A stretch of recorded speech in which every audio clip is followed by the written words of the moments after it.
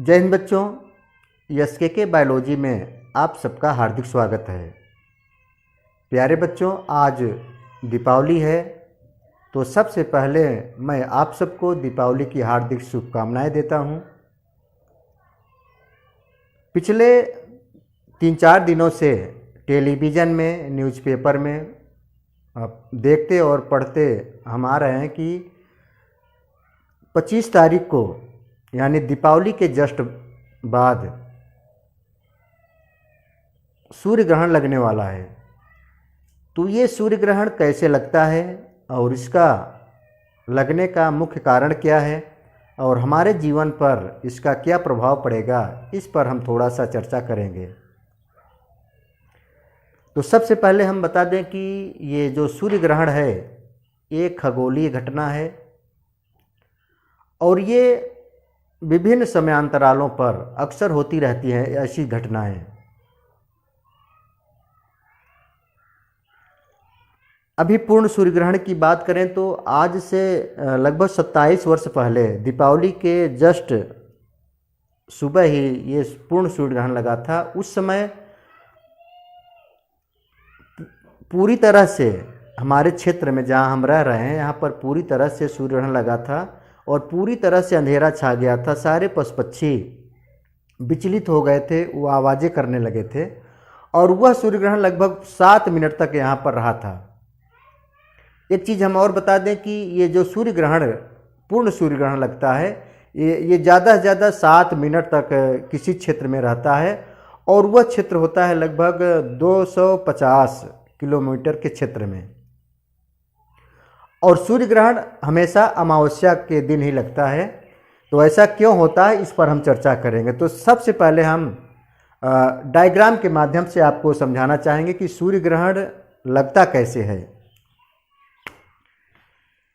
यहाँ पर ये है, मान लीजिए सूर्य, सन, और ये है चंद्रमा यानी मून, और यहाँ पर है हमारी धरती, अर्थ।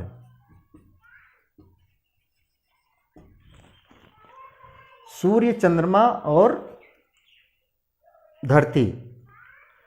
तो आप सब जानते हैं कि ये जो सूर्य है ये एक तरह का तारा है और इसमें जो भी प्रकाश होता है वो नाभिकीय संलयन प्रक्रिया के द्वारा इसमें प्रकाश उत्सर्जित होता है।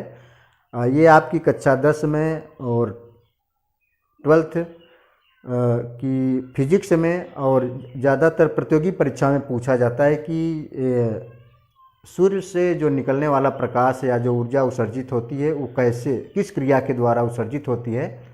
तो आपको बताना है कि नाभिकीय संलयन क्रिया के द्वारा, नाभिकीय संलयन क्रिया के द्वारा ये सूर्य में जो ऊर्जा होती है वो उत्सर्जित होती है। इसमें 2 हल्के परमाणुओं का क्या होता है, संलयन होता है।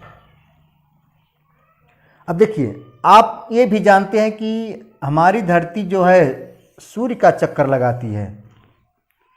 हमारी धरती सूर्य का चक्कर लगाती है और यह चक्कर 365 दिनों में, कितने दिनों में, 365 दिनों में पूर्ण होता है। और पृथ्वी का चक्कर ये चंद्रमा लगाता है इस तरीके से गोलाकार। पृथ्वी का चक्कर चंद्रमा लगाता है और ये लगभग 28 दिनों में जो है पूर्ण करता है एक चक्कर। तो उसी चक्कर के दौरान, उसी परिक्रमण काल के दौरान, जब सूर्य और पृथ्वी के बीच में चंद्रमा बिल्कुल मध्य में आ जाता है तो सूर्य का पृथ्वी की तरफ जाने वाला प्रकाश अवरुद्ध हो जाता है। चंद्रमा यहाँ पर देखिए रोक ले रहा है इस प्रकाश को, इस प्रकाश को चंद्रमा क्या कर रहा है, अवरुद्ध कर ले रहा है। तो ये पृथ्वी पर प्रकाश नहीं पहुँच पा रहा है। तब यहाँ पर सिर्फ चंद्रमा की छाया पहुँचती है, सूर्य का प्रकाश नहीं। तो इस क्षेत्र में जो लोग होते हैं, ये इस क्षेत्र में जितने भी लोग होते हैं उनको सूर्य दिखाई नहीं देता है। तो इसी को बोला जाता है सूर्य ग्रहण। तो जब सूर्य ग्रहण पूरी तरह से जिस क्षेत्र में हम रह रहे हैं वहाँ से सूर्य अगर पूरी तरह से नहीं दिख रहा है हमको, तो इस तरीके का सूर्य ग्रहण जो है ये पूर्ण सूर्य ग्रहण कहलाता है। अगर जिस क्षेत्र में हम रह रहे हैं वहाँ पर अगर सूर्य कुछ भाग दिख रहा है या कुछ भाग नहीं दिख रहा है, तो ऐसे सूर्य ग्रहण को आंशिक सूर्य ग्रहण कहा जाता है। एक चीज़ और, पूर्ण सूर्य ग्रहण की बात करें तो पूर्ण सूर्य ग्रहण ये लगभग 7 मिनट का होता है। 7 मिनट तक पूर्ण सूर्य ग्रहण रहता है। इसके बाद फिर धीरे धीरे छटना शुरू हो जाता है। और आंशिक सूर्य ग्रहण की बात करें तो आंशिक सूर्य ग्रहण की समयावधि ज़्यादा होती है। पूर्ण सूर्य ग्रहण की बात करें तो आज से 27 वर्ष पहले यानी 1995 में पूर्ण सूर्य ग्रहण लगा था, और वह भी दीपावली के जस्ट बिहान से ही यानी सुबह लगा था। तो उस समय पूर्ण सूर्य ग्रहण की अवधि लगभग 7 मिनट तक थी हमारे क्षेत्र में, और पूरी तरह से अंधेरा छा गया था।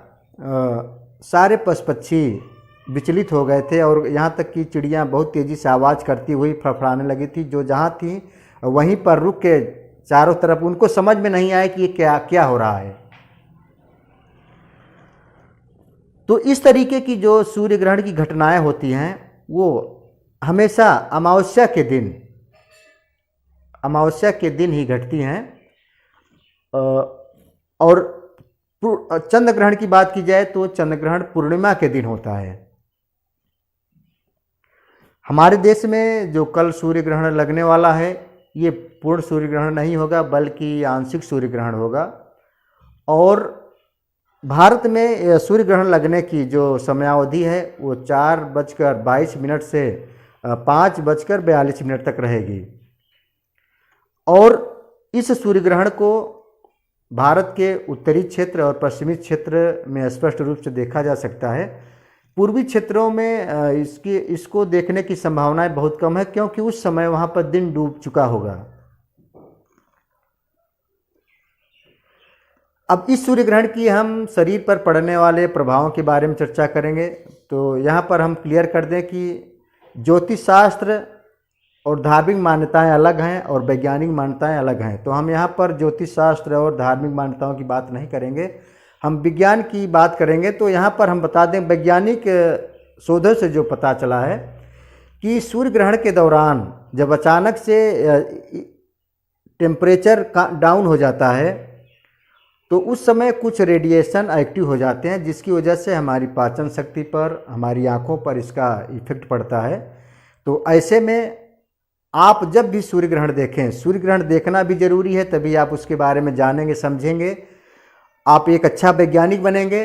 लेकिन सूर्य ग्रहण अगर आप देख रहे हैं तो आप अपनी आंखों पर चश्मा लगा के उसको देखिए, और ज़्यादा जहाँ तक संभव हो आपका जो चश्मा हो वो ब्लैक होना चाहिए, ताकि वो ज़्यादा से ज़्यादा रेडिएशन को अवशोषित कर सके और आंखों पर पड़ने वाले इफेक्ट को कम कर सके। प्यारे बच्चों, मुझे उम्मीद है कि आपको सूर्य ग्रहण से संबंधित यह जानकारी अच्छी लगी होगी।